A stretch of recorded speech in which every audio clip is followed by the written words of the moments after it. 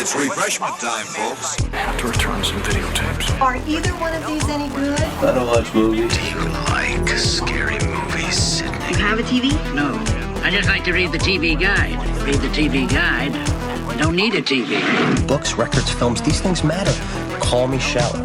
It's the fucking truth. Over 1,600 titles, each for rent at just $2 the first night, and only...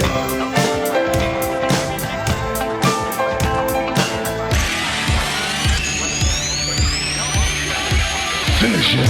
I don't watch TV. Yeah, but you are aware that there's an invention called television, and on this invention they show shows, right? Tonight on 6 Ed World. Okay, I want channels 18, 24, 63, 109, 87, and the Weather Channel. Welcome to the Frog Brothers Podcast with your hosts, Justin and Alec. Hello, and welcome to the Frog Brothers Podcast. I'm your host, Ivan Ooze. I'm here with my co-host, Goldar. Hi, boss. I never liked those dingle dorks anyway. The Power Rangers. I hate teenagers. Do you want me to get you your autograph book? I want you to suck upon my massive purple cock. That's not the Ivan Ooze I wanted to ooze from. I'm going to match your fur down with my wicked purple spray.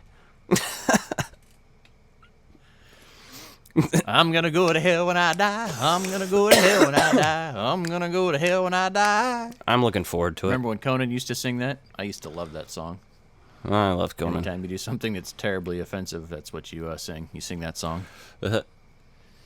So welcome to the Frog Brothers Podcast. I'm your host, Alec. I'm here with my co-host brother, Justin. Good evening. Hello, and welcome to Movie Phone. Tonight, press 1 to learn about Mighty Morphin, Power Rangers, the movie. Press 2 to hear about Return of the Living Dead. Press 3 to hear about how you can go fuck yourself if you don't like what we're talking about tonight. Press 4 to hear about Alec's OnlyFans specials. Press 5 to subscribe immediately. So you got yourself a Power Rangers Morpher. That's pretty fucking slick. Yeah, I've been looking for I saw it. it even has the belt attachment. Yeah, man, I've been looking for it for a while. I picked it up today. I'm going to pick it up right now off of its stand and hold it in my hand right now because it's in my podcasting corner. It's a great decoration. It feels a lot and looks a lot like the one we had as kids, except for the extra features. You do remember that. I do. We had a coin. This is a very famous thing in my brain. We had a coin stuck in the driveway. You remember this, I'm sure. Yes. One of the coins for it. I don't remember which one it was, obviously. I remember we had probably a full set, but... Yeah, it was between the curb and the driveway, so... Yeah. I should drive by that house sometime and see if I can find that fucking thing at the end and pry it out, see if it's still there. Yeah, unless it's been repaved at this point. Yeah, well, if the curb has been redone over there, but that'd be badass. But there must be sensors in these coins or something. The coins are kind of hollowed out, but you put them in there, and when you press the button, it opens up the Morpher, and it'll turn the color of the Ranger. The only exception is the Black Ranger's coin lights up like a dark purple, which makes kind of sense. So, but it also says in their voice, you know what you hear them say, Tyrannosaurus or Triceratops. But I have not been able to get the saber-toothed tiger one to work. Oh. So I'm a little weirded out by that, but I don't know. Like I said, I think it was just like an RFID chip in there that tells it what to play. Yeah, I'm sure. But who knows? But it's pretty cool. I want to get the other one. So here's a serious question. It's a very serious question. As you display that, what coin are you going to keep in the Morpher for display? Well, right now I'm going very traditional and just keeping the Tyrannosaurus Rex in it because Jason is the original leader. As far as the original Power Rangers go, without Tommy, my favorite is the Blue Ranger. It depends on what episode we're watching about who my favorite person is in the Power Rangers, what era. My favorite is the Blue Ranger until Tommy's there as the Green Ranger. And then the Green Ranger is my favorite until he's the White Ranger. Then it's back to the Blue Ranger. That's good stuff. So, how are your coins displayed then in sequence on the side then? They're just displayed any old way right now, I guess. I have the Tyrannosaurus. Oh, so you don't have them in... No, I don't have them in the order. You don't have them in morphing range? No. Okay, because... So we'll get to that later, but I'll mention something about the morphing order later on that pissed me off when we watched the movie, but we'll get to that. That's pretty sweet, man. And then you recently got the Zordon and Alpha 5 2-pack, so you're fucking just a real Power Ranger over there now, almost. Pretty much. Actually, if you get the helmet, man... Don't be surprised if you see me wearing a Power Ranger helmet and belt with my Ghostbusters gear. Oh, yeah, that'd be cool. Get a red jumpsuit or something like that, or a regular blue suit. Right. I'll make a mashup. The Ecto Ranger. Stay Puft Ranger. I like the Ecto Ranger better. I feel like if I did the Stay Puft Ranger, it'd be a little too rip-offy of Stay Puft Girl, you know? I was thinking if you did a custom helmet, though. But I think I'd rather just do like a Ecto Ranger and it be like a Ghostbusters Power Ranger. But I would definitely not do it like beige. It would be like a color. Yeah. It'd be probably green or something. Yeah, or like real Ghostbusters colors or something like that. Oh, that'd be sick, actually. Do 4 of them. Yeah. Oh, yeah, real Ghostbuster style mashup. Slimer can be We're always Zordon. Thinking of silly mashups. Yeah, I mean, he basically floats around the same way. Spews a lot of nonsense. Morphological being. Did it look something like this? Yeah, so I also got, today I picked up the Ecto goggles from Spirit Halloween. And man, oh man, that place gets better every year.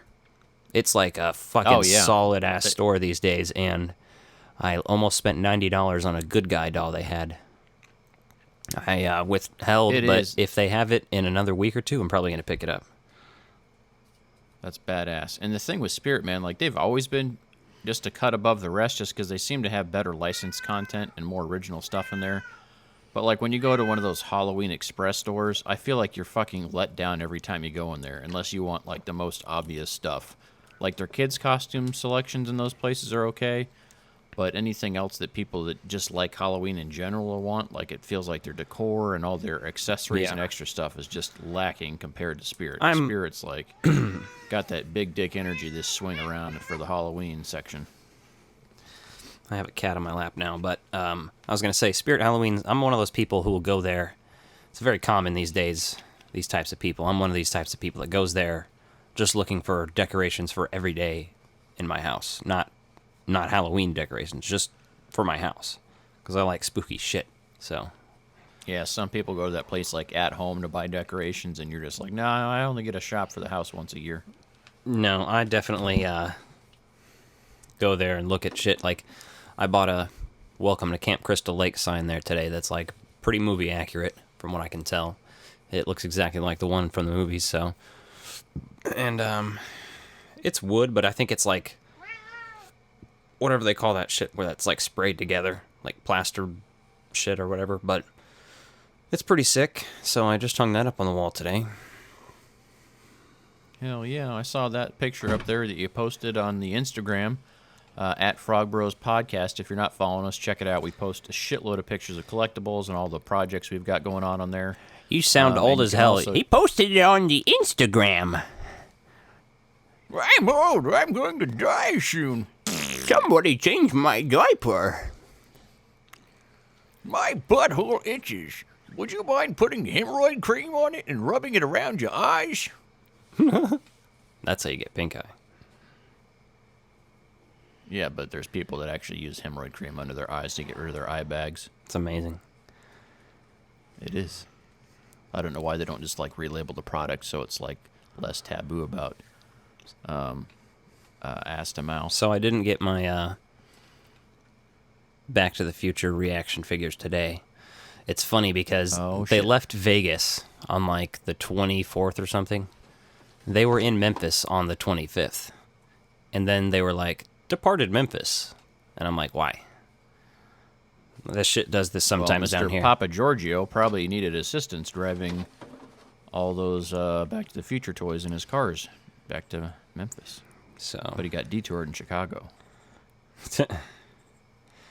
Did you have you seen the original Dune movie at all? Oh, the first Dune movie? Yeah. It's pretty weird. Yeah. I'm a David Lynch fan, so I'm just kind of, and Kyle MacLachlan, I'm a fan of his in general. It has Patrick Stewart. It has some cool people in it and stuff. I just like it in general for what it is. I haven't read the book, so it's like one of those things. But there's a new movie coming out based on it, and they have a trailer that they've been teasing, and I saw a little leak of somebody filming it, a teaser for the trailer, I think. So it's like... Hell yeah. It's like, the trailer coming soon or whatever. And it looked pretty sweet for what it is. I don't know, it's one of those more intellectual sci-fi movies, kind of like Blade Runner is. I think it's going to be a lot like the new Blade Runner was. In tone, anyway, you know what I mean? So... As long as they get it right. I mean, I feel like that's a movie that you can, like, redo, right? When you talk about reboots and redos, if the original version's nothing amazing or it was just okay, like, I'm perfectly fine with that. Well, it's also a matter of, I think reboots and remakes are perfectly okay if they are, like, the original movie, for example, is based on a book series. So yes, it has a source material that book. you can go back on. Because you're making a new movie based on the source material. I can't talk today, but you're making a new movie based on the source material, and you're not remaking the other movie, basically. Hey, Willie, tell me about the source material. It's like how they made the new It movie. That wasn't a remake of the original It movie, or the miniseries. It was another version of the book. Yes. So. And that's why I think with, people are going to fucking be like, goddamn blasphemer for this one, but someday they're going to redo Jurassic Park. The first movie based on the book, and it'll be more accurate to the book, and it'll be much darker in its take or response, and it could even be more of a mini-series, right? I could see that being a Netflix series, because the book is pretty dark in the opening, and there's a lot of stuff that was cut out of that book that wound up in Jurassic Park 2, The Lost World Jurassic Park, and Jurassic Park 3, and obviously the second book could be redone as well to be more accurate to the book, which doesn't go to San Diego. It stays completely on Isla Sorna. Yeah. So, I mean, for things like that, I'm perfectly okay with that. Now, the original's a masterpiece, but there's some stuff in that book that I would love to see on the big screen. And that's why I'm okay with books, right? Because you got to take some liberties on there, right? There's certain things you have to adapt as well. Yeah. And so I think, you're much better off when you're adapting a book like that and saying, okay, let's do a fresh take on it, right? And I think the popular thing is now is like, hey, we don't have to condense a movie like It was like, hey, we're going to do chapters, 1 and 2 because it's going to be, there's enough content there that the original was a mini-series anyway. Yeah. So you have to break it apart for some of those stories to be told correctly. And I think we're finally at a point where people are realizing, like, you can focus on quality storytelling without having to condense it to make it a short movie. Yeah. And the general movie-going audience has really just become accustomed to longer movies. And I think that's kind of what we'll see once COVID subsides eventually and, life to theaters gets back to its new normal, whatever you want that to be. Yeah. I think we're going to see longer feature films. To obviously for one to make up for going to the theater. If it's going to be more of an event to go to a theater, you're going to see longer feature films with better content. But they've kind of been training us for that since basically Titanic or Titanic, whatever. That's what I called it in junior high because I thought it was clever and funny, and that didn't age well. Nope. So I had to throw it out there though. I watched. We've all been in embarrassing places before. We're going to talk about this probably in an upcoming episode, but I did rewatch Tusk the other night. I really liked that movie. But I was also... I went back and rewatched some... Kevin Smith and Mark Bernardin from the Fat Man Beyond podcast did some commentaries for the first 4 Batman movies, 89 and Returns and all that stuff. And so I was watching some of those with commentary tracks, and they're just fucking hilarious because... as much as Kevin Smith loves Batman, obviously he does point out everything wrong with all 4 of those movies, and it makes all of them look terrible, but it's also great and amazing, and you know, I still appreciate the shit out of those movies. Even Batman and Robin is just, for as far as entertainment values goes, it's fucking hilarious and amazing to watch. Batman and Robin is one of those movies that's like ripe for an MST3K episode, and I really wish they would do it. I wouldn't be surprised if they did it for whatever they were doing. What's that thing called? Riff Tracks. They probably did it for that, to be honest, because they did a lot of new movies and shit. Oh, okay, that's a good call. They did The Room. Check that out. Well, who doesn't like The Room? I don't know, but we need to cover that at some point too. That'd be a good one to cover in November. Yeah. I did not hit her. I did not. Oh, hi, Mark. Oh, hi, Mark. So, let's get moving. Moving right along. Not much news in the world, really. Yeah, We've got some videos and stuff up. You showed off the Spenglar wand earlier. Finally got some batteries in that. That thing's looking pretty cool. Oh, yeah. Still waiting for mine to ship. I did order a real clippered R701 valve to put on there because when I compared the screen-used asset to the Hasbro asset, for one reason or another, like, that's the only thing that looks way off to me, is that clippered valve. And I was like, that doesn't look right. Did they use a different model of clippered valve? And no. Rewatching the YouTube videos from Ghostbusters News, and yes, have some, I was like looking closely, and I was like, okay, that's the wrong valve on there. The valve doesn't look as good. Yeah. Like, to me, that was one of the few things on the Matty collector wand that looked way better than it did on the Hasbro wand, was the clippered valve, but I just got a real one, so whatever. Yeah. I haven't started to mess with that stuff yet, because I'm going to wait, because obviously it's not like I can just unscrew one and screw the other on, you know, so they're not necessarily made that way. They should be pretty easy to swap. I know GB fans posted a bunch of their upgrades that are compatible with the Hasbro one that they already showed off. So check them out if you're not. If you're a Ghostbusters fan and you're looking to get into any kind of prop building or anything like that, GB fans is the place to start. Sick. So you want to Sad. move on to retro release reviews with our first movie? Yeah. We've got a few of those tonight, actually. Yeah, we're going to start out with The Mighty Morphin Power Rangers. Alpha 5. Rangers! Ay, ay, ay, ay, ay! Rangers! Alpha 5 was voiced by a guy who I can't remember his name off the top of my head right now, but he also voiced one of the Beavers in Angry Beavers, the brown one. And he did a lot of other voice acting too. You know what I just watched? Me pulling a can off some moron's fist? Return of the Jedi. Did you see Alien? When that creature was in that guy's stomach? Oh my god! Oh my god! You ever see that really old movie? Empire Strikes Back? Jesus, Tony. Welcome to Retro Release Reviews. The year is 1995. Ranger Mania has taken over the youth of the United States of America.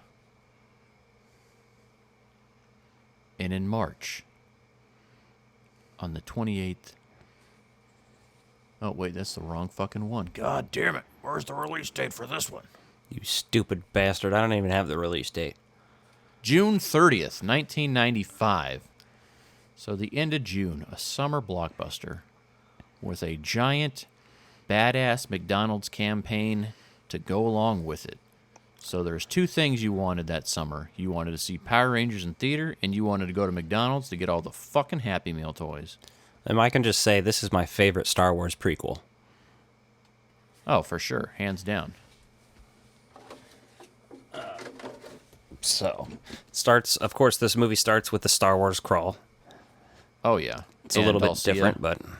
Telling us the story about Zordon, in case anyone didn't know. Probably more or less for parents and people in the audience that were like, wonder what all this Power Ranger stuff's about. It sure has taken over the youth of America. Basically. I remember seeing this in theaters. It's one of the first movies I can remember. I'm pretty sure we saw it at the old movie theater that became a laser tag place. Oh, did we see that at the old Dickinson Cinema 8 in Olathe? I believe so. That's what I remember seeing it. I don't remember that necessarily, but I just remember being like fucking hyped out of my mind for it because we were both Power Rangers fans. So yeah, I was like 4 or 5, so I was ripe for the picking of. I can see no flaws in this movie when I was that young. This is the best movie I had ever seen, basically. Yeah, I was like 11, so yeah, you're just like, fuck yeah, man, let's kick some ass. So yeah, it starts out with them doing some usual badassery, skydiving. Fuck yeah, man. And they're like, they do that out and they got all the cheesy like pop, kind of like pop rock music in there. And you're just like, oh yeah. They got like that montage after that. Starts out with them skydiving and Tommy's got that skydiving surfboard attached to his feet. Yeah, because he has to be fucking different. Draw attention to himself, When you're the fucking boss, that's just how it rolls. You got to show everyone that like you're leveled up. Not only do you got like cool shoulder pads, but any activity you do, you're the better. It's never occurred to me till just now, but is he the white Power Ranger or is he the white Power Ranger? Oh, that's a whole other topic of conversation. And you wonder why so many people are confused about Black Lives Matter. Well, Power Rangers didn't help people think that white people are superior by always having them be the most badass one and be like, white tiger. Like, you're even making a tiger like less cool. They could have just been the Tiger Ranger and been orange. Right. No. There's already a saber-toothed tiger, and he's like, fuck your saber-toothed tiger. I'm a white tiger. Yeah. And I have a fucking white tiger shield.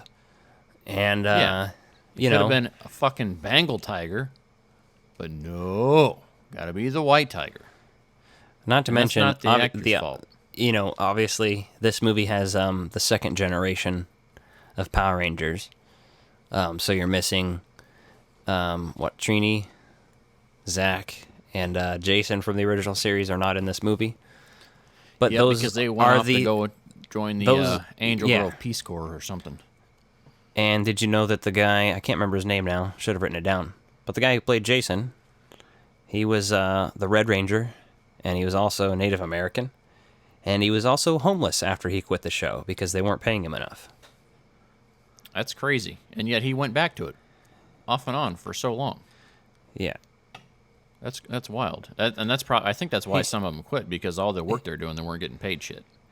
Yeah, so they had that's why I was bringing up that white Power Ranger, because you fucking have the Red Ranger who's a leader, then the white guy comes in and is literally like, no, now I'm the leader, and now I'm the white Power Ranger. It's fucked up. Yeah, that's basically it.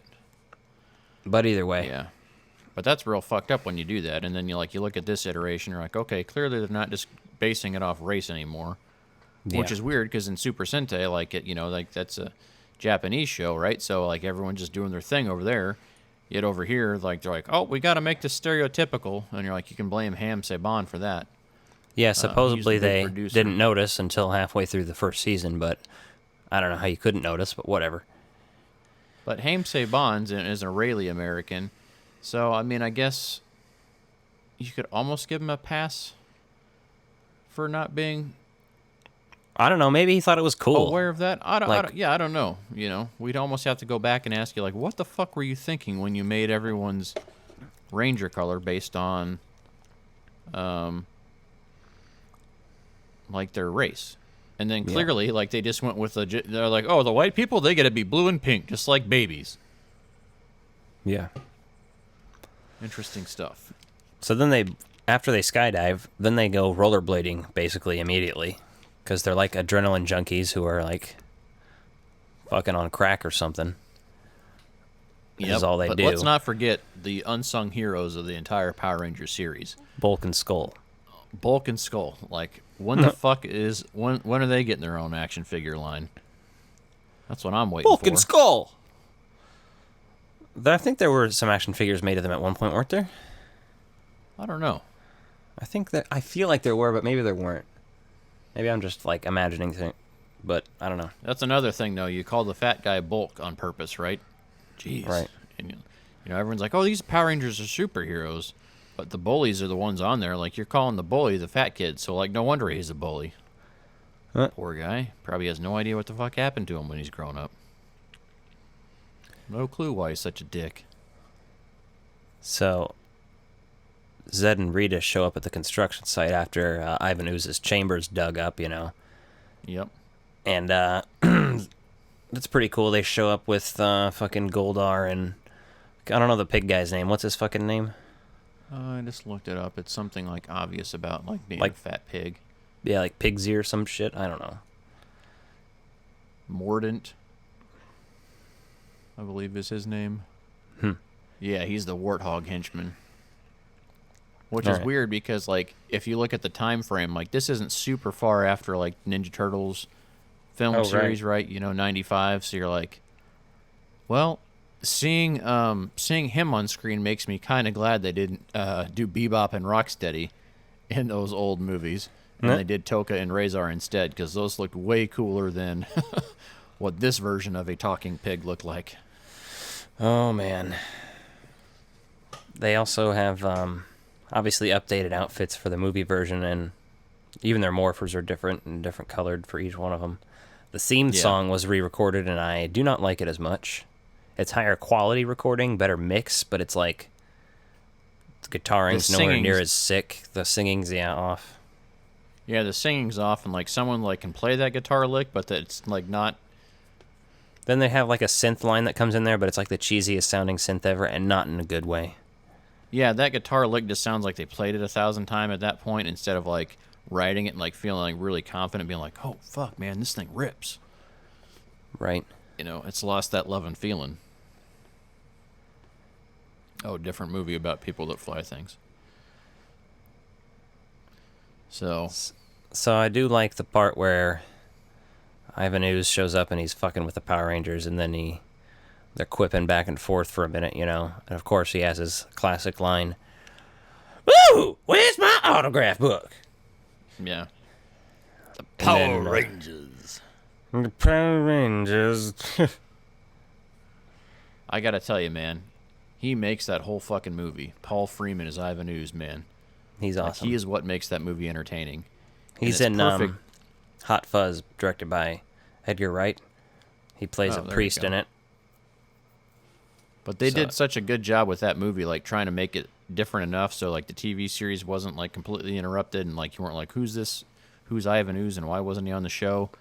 You know, Right. like, they get rid of Zed and Rita and introduce him, and then by the end of the movie, you know, those two are back in action. So, like, when you're back to the show, it's like all's right in the world for young minds that are trying to wrap their head around, why is the movie different than the TV series?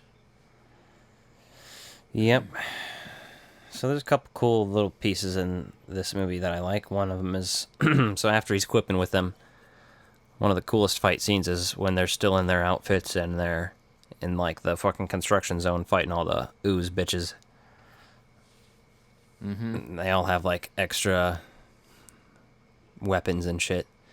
Fucking, Rocky has that cool visor for a minute. Oh, yeah. And then Aisha has, like, the lights on her outfit. So Yeah, no, kinda they cool did some for a cool minute. stuff there that they didn't use the classic weapons. The only weapon from that like translated over was Saba the Talking Saber, which he Which, didn't of talk course. in the movie. Yeah. And he had laser eyes, which is cool because that's how they squished all the bugs. Yeah. And Which there's was some pretty serious cool. Ghostbusters 2 vibes with the Oh, ooze yes. color and the viscosity of it. It's just I like, love oh it. yeah, same formula. I fucking love it so much. I want to make some ooze canisters and keep it with Ghostbusters props and shit and be like, what's that? Oh, it's just some Ivan Ooze samples. Yeah, I mean, if you take the lettering for the word ooze that they had on all the boxes for Ivan's ooze and that packaging, right, and with that purple lettering, you could easily cross that over for Ghostbusters and like just have that as a nod to Power Rangers fans at a con if you put that on your table. So Yeah, it's sick. There's I always liked the scene when I was a kid when Goldar's standing next to Ivan Ooze and he's fucking drinking. He's making the parents dig up the shit, his creatures or whatever, and he makes the fucking guy dance or whatever. oh, there you go, yeah. I always found that entertaining when I was a kid. That scene's always good, though. I love Goldar's interactions with Ivan Ooze. Ivan Ooze is gold, so... Yeah, Ivan Ooze makes that movie because he's fucking hilarious, right? He's got so many good one-lines in there. Mm-hmm. And then, like, clearly this is a kid's movie, right? So they got all the cheesy lines in there. Like, during that fight scene at the construction site, like, they're all making, like, a bunch of cheesy lines about it. Oh, yeah. As they're Have a fighting, nice and you're trip. just like, oh. See you next fall. Yeah, it's just like, oh, God. It's like dad jokes on fucking amped up adrenaline. Oh, yeah. And there's another... Dad jokes on Mountain Dew. Classic line when they are encountering... When they're finally on Phaedos, and they're in their ninja outfits, and they go down there, and Adam's like, welcome to Jurassic Park. Oh, yeah. You got to reference that because they're fighting dinosaur bones. Yeah, it's pretty funny. I always liked that scene as a kid because they're fucking fighting dinosaur bones. So when I saw this, right, you know, like, obviously as a kid, like, I crushed hard on Amy Jo Johnson as the Pink Ranger. You're like, hell yeah. Mm-hmm. And then you're watching this movie, and then you're like, eat your heart out, Amy Jo. Because Dulcea is where it's at. Gabrielle Fitzpatrick as Dulcea, and she comes in there in that green outfit, and it's like basically just a bathing suit, so it's not like ultra risque, but I mean, clearly nowadays you'd be like, do you really have to dress the female like hero like in next to nothing? Because they didn't really do that on the series. So yeah, I think that was just like knowing that dads are going to take their kids to the movie, like, how are we going to get the dad buy-in? How are we going to get the dad buy-in? I feel like as a kid, I got it sorted out. Regardless of your sexuality or gender, if you were someone who grew up to be into women and you watched this as a kid, you were probably like, wait a second. When you saw Dulcea, you're like, wait a second, what's going on here? Yeah, you're like, huh. All right. So those pivotal moments for people. Coming of age story. And then she turns into a bird. She thought I was a creep. She thought I was a geek, and she probably wasn't the first. Yeah. This is one of many movies that we like, not unlike Ghostbusters 2, which has a lot of ooze, that also ends in giant monsters fighting, or giant things walking through cities.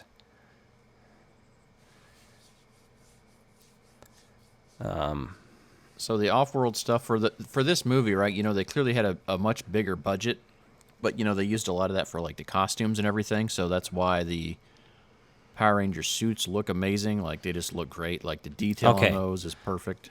This is a perfect moment because I wrote this down. You've never been to Universal Studios Florida, have you? Negative, Ghost Rider. So they have a lot of, you know, all those kind of places have movie memorabilia on display in random places. In one of the gift shops there, I forgot this until recently when I was watching the movie, but I definitely had pictures of some of the outfits from this movie that they have on display there.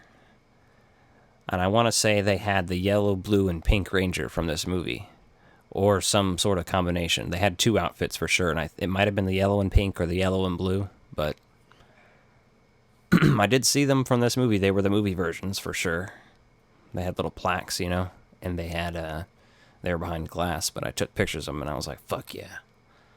But I was I was like 20 or 21 at the time, so that's a while ago. I don't know if they're still there or anything. That's still pretty badass. Hell yeah. I mean, anytime you have that stuff coming, you're like, okay, that's sweet.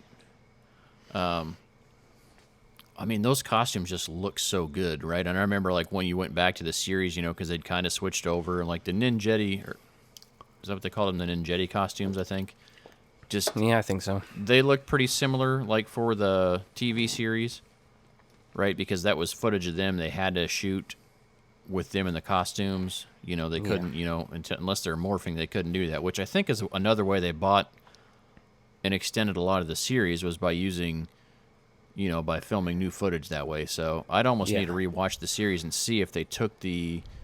You needed to watch the series and read about it as you go, because I didn't even know until last week that Zed was an American creation and he does not exist in the original Super Sentai series. Yeah, but what I was wondering is, like, did they take the Ninjetti costumes from the movie and use them on the TV series then, right? If you've already paid to use them, same company, why wouldn't you just reuse those costumes? I am not 100% on that.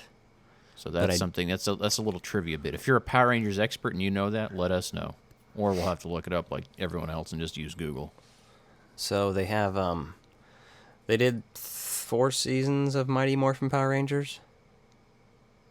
3 seasons. 4 seasons. I can't even remember now. But either way, after they did that, they did the Mighty Morphin Alien Rangers, which was some for some reason Zordon's powers and shit stopped working again, or something like that, and so they had to call upon some alien Power Rangers. So they were literally aliens that were Power Rangers.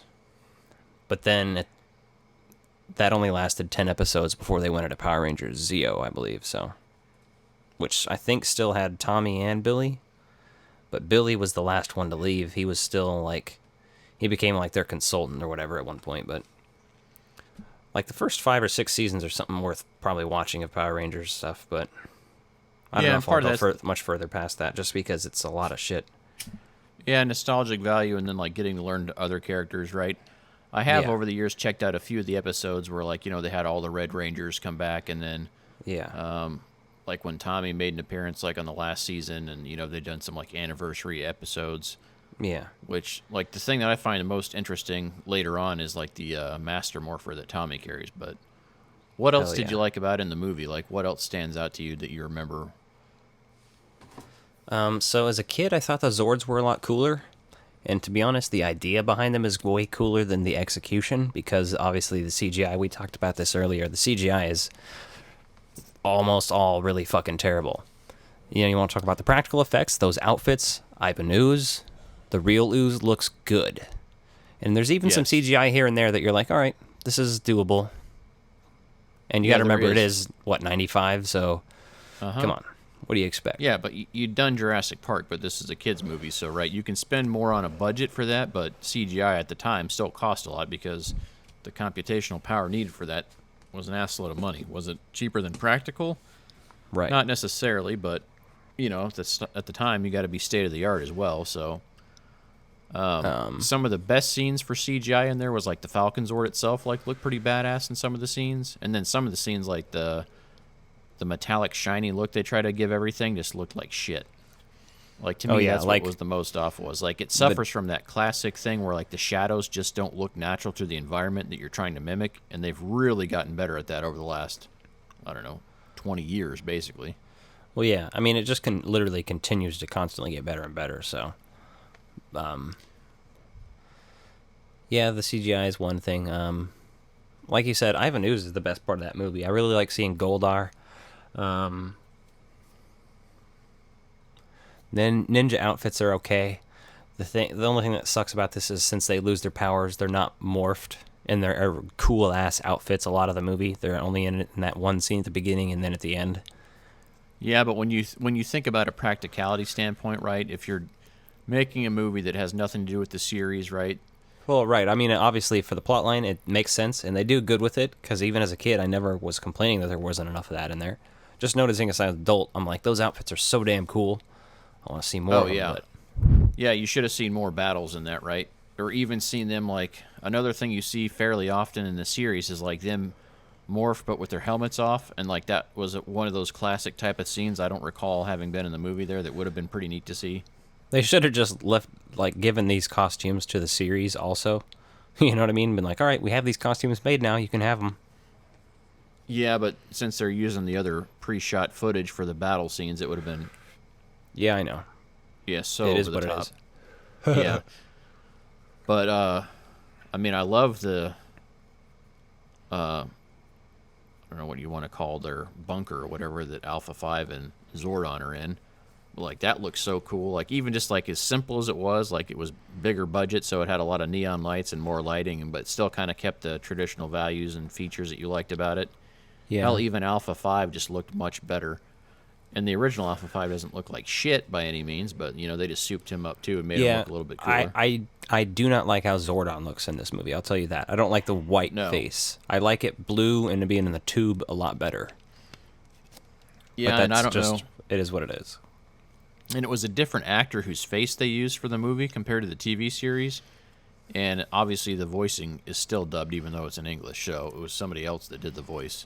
Same guy Yeah, did the voice for the movie as they did in the series, but it was kind of one of those interesting things. You're like, huh, okay. Rangers, you can't see it, but I'm jerking off right now. Mm-hmm. Yeah, I was always weirded out by the Zordon scenes in this movie as a kid, but Well, yeah, and then in the movies, or I mean, I guess in the series, the other thing they try to do is like you see Zordon dying and aging fast, and he's sitting on the crystals, but in the show he was off-world somewhere, like he was just communicating to them from wherever he was through that thing. That's why he was a giant thing on the glass. yeah, I thought he was supposed to be in another dimension.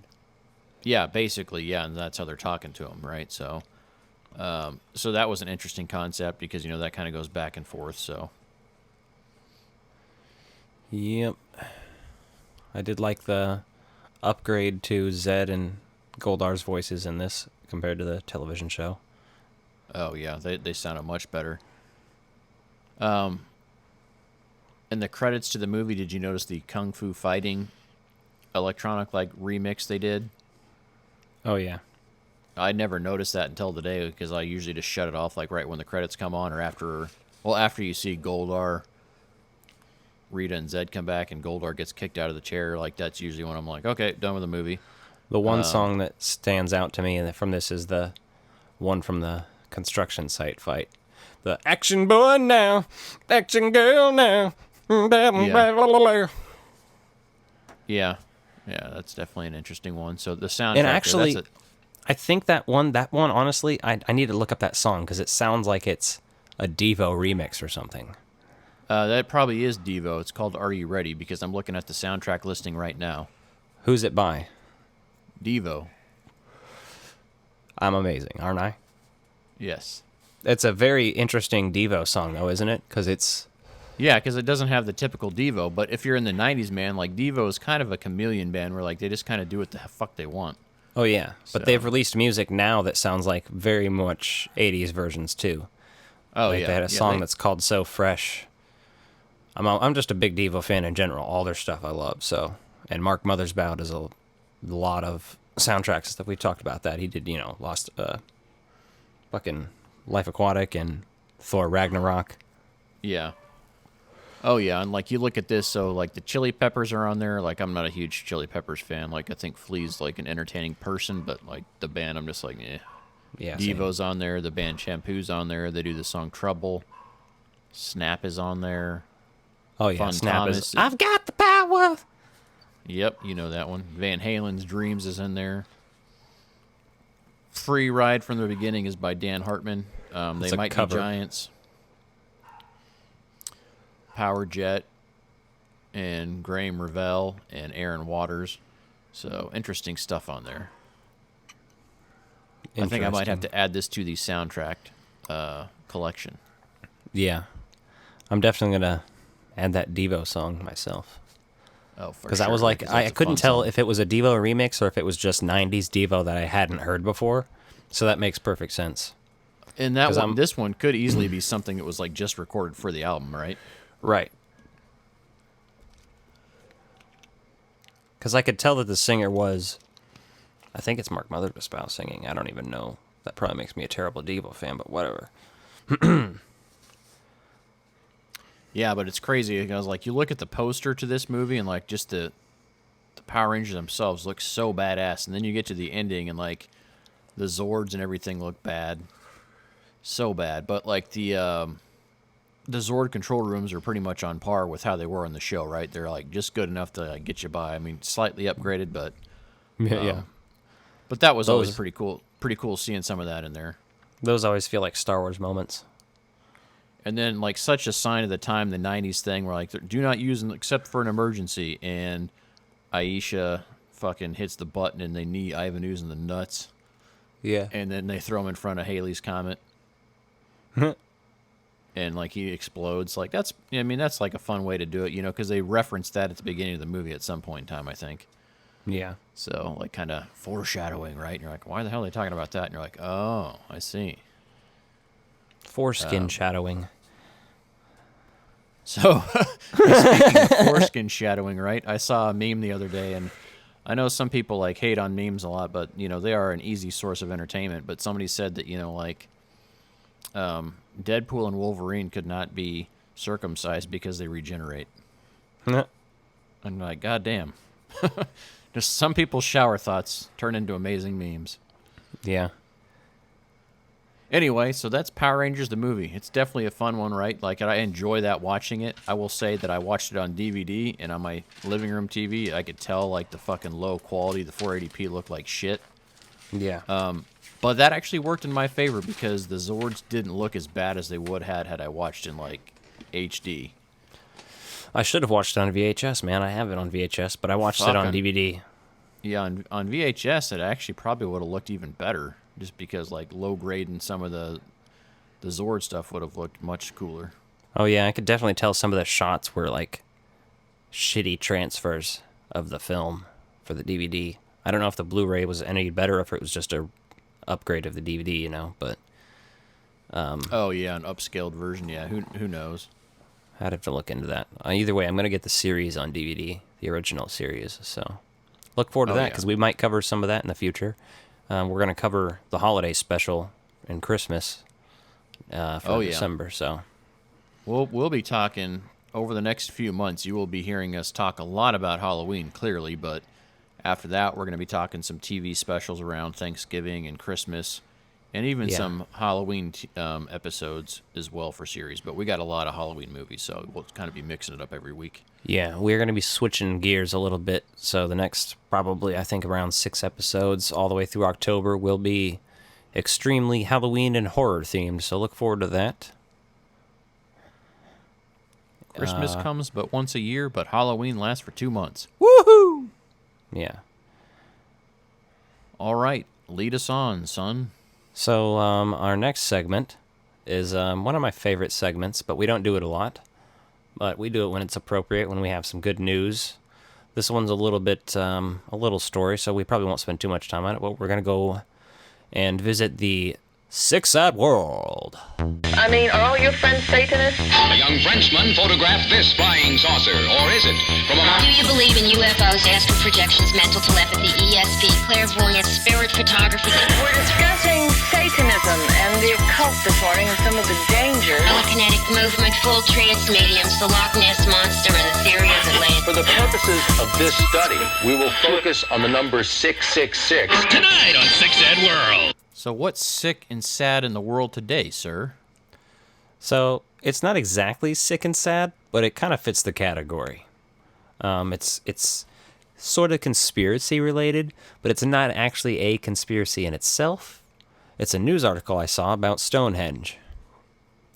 So Stonehenge has a lot of different conspiracies and weird shit around it, basically. I don't know. Fucking go fucking, I bet Joe Rogan has some weird-ass theories about Stonehenge for you, or somebody who's been on that shit has, but I don't have time for all that.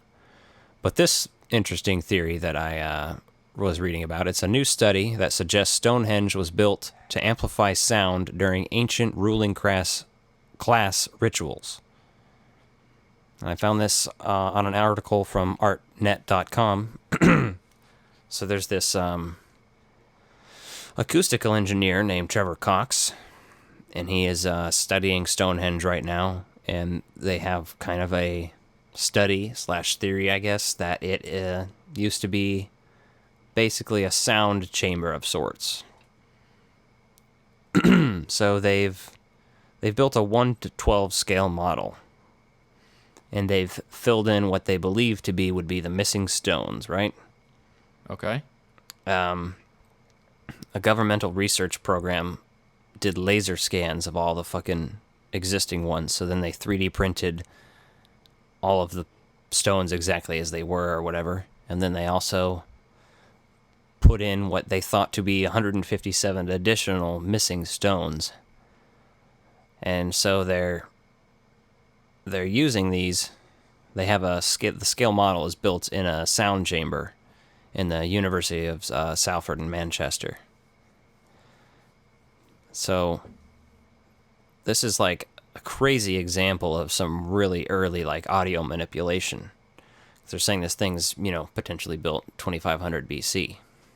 At least that's how old they're saying it is, Okay. So they're saying in the inside of this thing, it would amplify sound by up to 4 decibels with no echoes. And it would block out external sound as well and make it hard to hear anything that was happening inside from the outside. Were they using any soft materials in there as well, or just the rock? As far as I know, just the rock. Now, who knows if the rock was ever covered in anything or not. This guy's just coming up with these. It's a new study that I was reading about, so I just wanted to hear if you had any thoughts on that, because it's very interesting to me.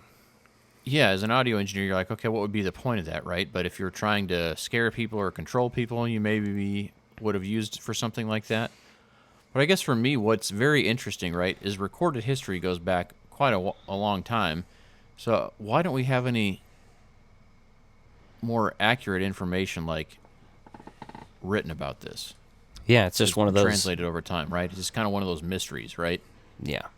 I mean, and it's just like the pyramids. Everyone's got their theories on how they're made, right? So I do love some of those wonders of the worlds and, how they got to where they are and what were they actually, what was the point of them, right? Because Stonehenge has always been, like, mind-blowing to people. Like, how the hell would they have lifted these rocks up here to get those in place? Well, where there's a will, there's a way, right? I mean, yeah, they're heavy rocks, but who's to say... Let me tell you, this rock structure is not ordinary. Can't think of the line there, but... Yeah. Used for rituals, bizarre rituals, to bring about the end of the world. Let me guess. Audio engineer worshippers. Basically. Now, I thought it was a pretty cool story, though, and pretty interesting. It's like... Yeah, it's fascinating to see new theories on something like that, right? Because everyone's probably just thinking, like, hey, what would the purpose of this be, right? You see the Colosseum, you kind of have a general idea of what the Colosseum is, and you have documented history of what the Colosseum was for. Yet, here you are with Stonehenge, and everyone's still trying to figure out the purpose to it. Yeah, or like how the Egyptians and the Mayans both tracked the stars. And that's how they came up with fucking, like, time and shit. They knew where the stars would go, and they tracked them. That's how they knew shit for, like, crop patterns and everything. Yeah. So it's like one of those things where you kind of think of, like, old styles of... Like, my God, how fucking long do you think it would take people to come up with some of this shit? And I wonder if it, like... is anything cool. It's another one of those things where somebody's probably like, I don't know, fucking aliens probably taught them how to do it. It's some, like, weird alien pattern shit, I mean, yeah, and if you believe that aliens were here in early Earth with some of those wonders of the world and, like, helped with that or facilitated any of that stuff, right? Yeah, it's weird. It's very... That does count for the sick, sad world, like with the conspiracy piece, right? Because even if you find out what it was used for, what does that mean to it, right? And like I said, with other things, other pieces of history, you have more information on it. So the fact that, like, there's not at least more theoretical stuff and translated stuff. Like, I know with translation, obviously, you're going to have things that will be lost, right? There's not going to be 100% accuracy for that. But it could have been a place where they did literally ritualistic sacrifice, or a place where they married people. Or a place where they married people and sometimes also did ritual sacrifice there. I mean, there's lots of possibilities. They could have just played music there or done little theater productions. Who knows? Yeah, exactly, right? What kind of... I mean, if you look around, the area around it, right, it's pretty wide open, so you could accommodate a large number of people there. Yeah. It's very bizarre. Yeah, that's fascinating. I'd love to hear more about, like, what comes out of that, and hopefully they'll publish some more information on what they're finding out with that concept and idea. So I probably will bring back Sick Sad World occasionally, once or twice in this Halloween season, because I want to talk about the Heaven's Gate cult at some point, and Halloween would be a perfect time to talk about a creepy suicide UFO cult. So sounds good. You're the expert in Sick Sad World. So, do you want to move over to the top 5 this week? Oh yeah, let's hit this top 5, son. Top 5. Top 5. Top 5. Top 5. Top 5. Top 5. Top 5. Top 5. Top 5. Top 5. This is top 5. Hit that top 5. So we're having a tough time coming up with the top 5 this week, and then Alec, being Alec, calls me up earlier today and says, hey, I thought of an idea for top 5. It's Labor Day today, How about top 5 work-related movies? Fucking bingo. You know that scene in Christmas Vacation where Cousin Eddie goes, bingo? That's exactly what fucking, like, played in my mind when you said that. Yep. I knew we had it. I knew we had a moment, so... This is a tough one, man. Like, I came up with a lot of shit, so we'll spitball some more honorable mentions. We may not get too deep into them, but there's definitely a long list here of stuff that qualifies. So since I came up with this, you're going to go first. Tell me your number 5 here.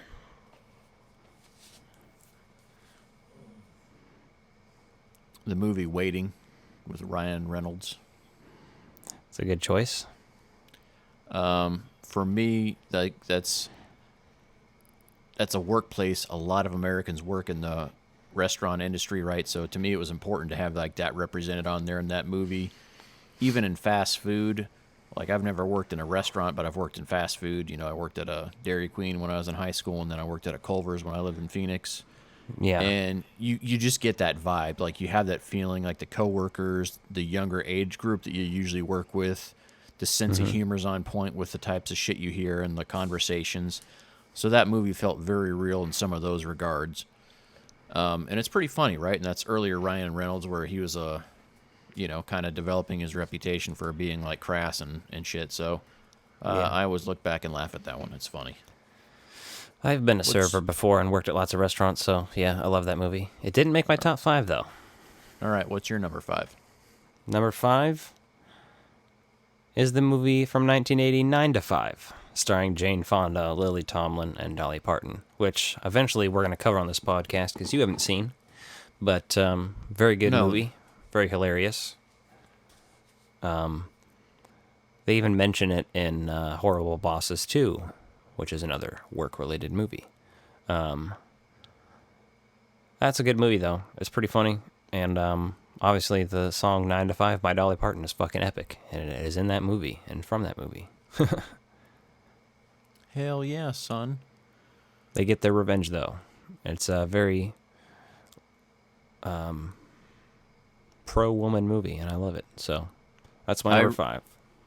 I really want to do a punk version of Dolly Parton's 9 to 5 song. Like, that song just, like, has a good fucking beat to it. Like, that tune is fucking hot. It's a hot jam. So, what's your number 4? Well, my number 4 would be Anchorman. Nice. Like, when you're thinking of, like, movies about work, like, that's another one, right? Being in the entertainment industry, like, that's kind of one of those that's not like, oh, because a lot of people are just thinking, like, movies about being in an office or a setting like that, and, you know, there's definitely room for that, but Anchorman is about people fucking shit up for work, and it's so fucking over the top, man. Like, that movie is just a classic. I'm not gonna lie, man, for a long time, like, Will Ferrell, I was just not a huge fan of his. And Anchorman was finally the movie where I was like, okay, yeah, I get what he's doing, and like the ensemble cast in there really helped too. Yeah. Paul Rudd's awesome in that. Yeah, there's just a fucking great cast in there, right? And love that movie. It's just funny, right? It's silly. It's over the top entertaining. Mm-hmm. What's your number 4? Number 4 is from 2009. Directed by Jason Reitman. Up in the Air. Okay. Up in the Air is a pretty epic movie. There's comedy bits in it, but it's not totally a comedy. It's also kind of like a very, just kind of like, you know how there's coming of age movies for people in their fucking teens and 20s. This is kind of, I feel like, more for your 30s. And more for office life, obviously, and very emotional movie, but also funny. So, also has George Clooney, Andrew Kendrick, Jason Bateman, and J.K. Simmons are both in that too. Okay, so that's on my list of things to see. I have not seen that one. I've heard good things about it. So, obviously, with Jason directing Afterlife, you know, I kind of want to get more familiar with his filmography. You know, there's several of them I've seen plenty of, like Thank You for Smoking and Juno, right? I've seen each of those plenty of times, but Up in the Air definitely was one of those movies I was like, oh, okay, I just need to get around to that one. So I'll probably get around to that after spooky season. Yeah. What's your number 3? Horrible Bosses. That's a pretty good movie. I predicted that this one would make your list, and it almost made mine. It was close, but I had to knock it off of it. But it is a great movie, and I do love that first one. It's pretty good. I love all those actors in it. So for me, like Jason Bateman. Oh, go ahead. You know, John Francis Daley wrote that movie. Who wrote Spider-Man: Homecoming with his partner? Same guys wrote that. So that makes sense, right? Because it's a well-written movie. It's fun, and it's a newer one, and it's got an interesting plot to it. Like, right, you could kind of look at that movie, and that movie could have gone one of two ways, right? It could have been really, really fucking terrible, but it turned out pretty good, so I enjoyed it. Yeah, like Jamie Foxx in that. Motherfucker Jones. Yeah, that's hilarious.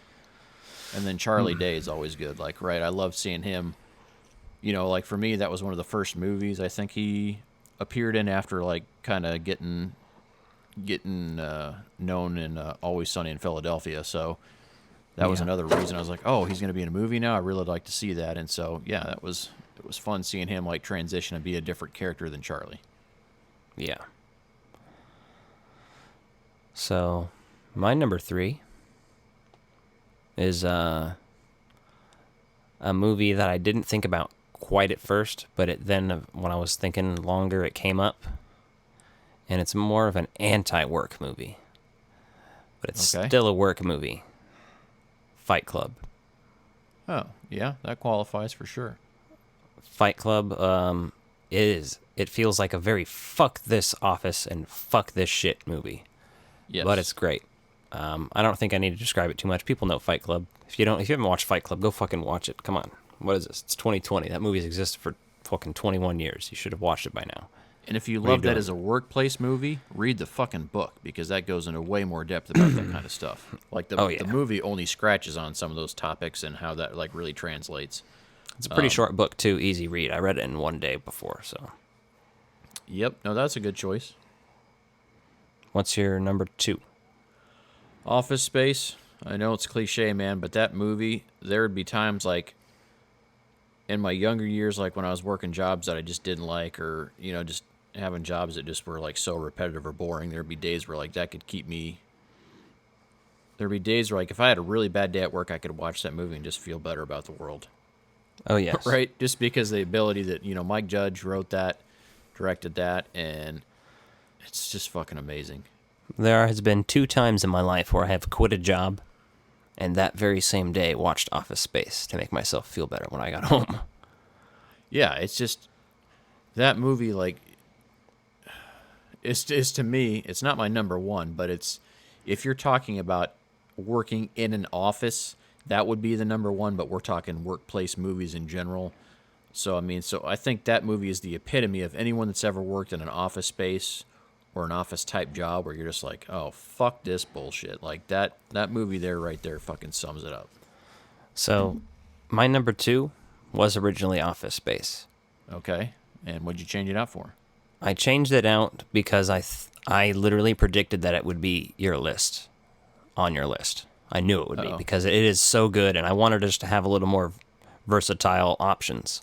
So I was like, well, I'm going to put this other movie on there because I also love it, and I know you love it. It's one of my all-time favorites, and yours, and many other people's. A lot of the older generation, anybody who's a Bill Murray fan, loves Caddyshack. Oh, yes. So Caddyshack, obviously, in script form and originally was way more about the caddies.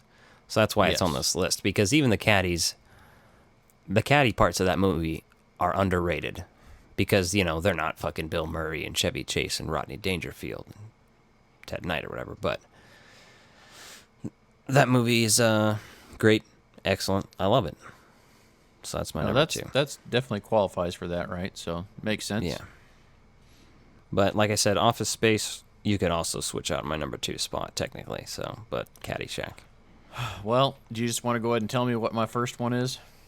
Yeah, because it's mine too. Clerks. Fuck yeah. That movie right there, man. Like, again. Not even supposed to be here today. It epitomizes like that whole thing of like working jobs like in young adulthood that you're just dealing with bullshit, right? You know, we've all had those days where someone's begging you to come in or cover their shift, or you just get stuck working, and then the shenanigans that go on with that, like it's just fucking perfect. We just eventually, I think we're gonna have a special episode where we just talk about all things Kevin Smith, because it's all awesome. But Clerks is a truly special movie for obvious reasons. We won't go into now all of the history of that movie, but it was made with no budget, with people who dropped out of film school, who were fucking... At the place where he actually fucking 22 years old. Yes, he made it in the place he actually worked. There's so many facts and things about that movie I could ramble on about. But if you're a Kevin Smith fan, you probably already know because you've heard him talk about it. I know so much about Kevin Smith, it's ridiculous. And the making of Clerks, because when I was getting into filmmaking myself... Kevin Smith, Robert Rodriguez, a lot of these kind of low-budget indie people from the 90s, you know, Richard Linklater, that's who I was reading about. So I always listen to interviews and everything about Clerks. There's just so much in that movie. There really is, like, you think it's just a dirty movie, but you watch it when you're older and you're like, actually, there is a lot of heart and real fucking message in this movie. Kevin Smith was a goddamn genius when he was 22 somehow. Well, he's able to capture the mundane lifestyle of being in a place like that while also like making it funny and being over the top, right? Because everyone's, especially like when you're younger, right? And I feel like there's a generational gap too, like now that like people are more politically correct and a little less bit of bullshit. And then with social media, like being the way it is, I think that changes it. Like Clerks would never be made the same way it was made today. But that movie just epitomizes like the jokes and the bullshit they're saying, like, is truly a sign of the times. Like that's how shit was back then, right? You know, I remember my first job and the way we talked and all that kind of stuff, and it was like, yeah, that's all there. Oh yeah. So yeah, Clerks is amazing. Some honorable mentions that I had on there was Trading Places. Obviously, Dan Aykroyd and Eddie Murphy. Classic movie there about the workplace. Love that one. That was close to my list.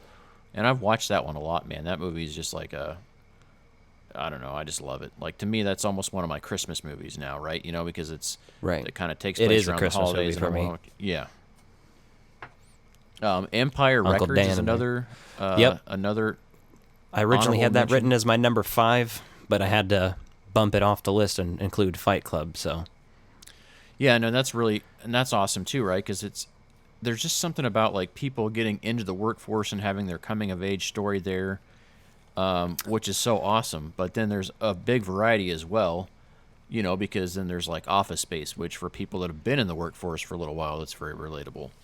And there's non-traditional movies about work. So I didn't include a movie like Grosse Point Blank because it's not about like blue collar style work and real work. It's about it's about the guy and his job. So that's why I didn't include it. But that is, you know, a great movie, too. I love that. A great honorable mention as well, yeah. You know, what's another one on there is Extract. Yes, another Mike Judge classic. Yep. But for me, like, that had too much overflow with some of the other movies on there. Yeah, exactly. And, I mean, that's why... I mean, if you wanted to include maybe top 20 ones, I would include Clerks 2 on there also. Oh, Other for people maybe not enjoy that movie so much, but I love it. So, it's just obviously not the first one. Oh yeah, yeah. No, the second one was unique because they switched the setting to the other, you know, and I think a lot of people have gone from one shitty job to another, which is why that movie works so well because you're just doing what you can to get by, and that captures that. So, my last honorable mention for you used to be one that applied to me as well, but is going to be the Jim Carrey vessel Cable Guy. Oh, nice. Cable Guy. Yep. The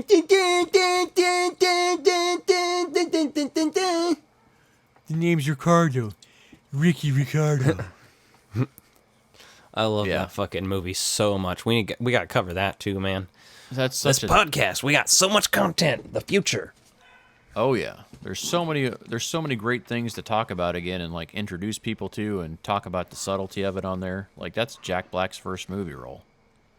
Yeah, and I love Jack Black in that. I'm not at all annoyed by him in that movie. So No, like he's an actual character. You're like, oh, okay, cool. Like when I watch that now, you're like just pleasantly surprised that he's there and he's not as Jack Blacky as he became. Right? Yep.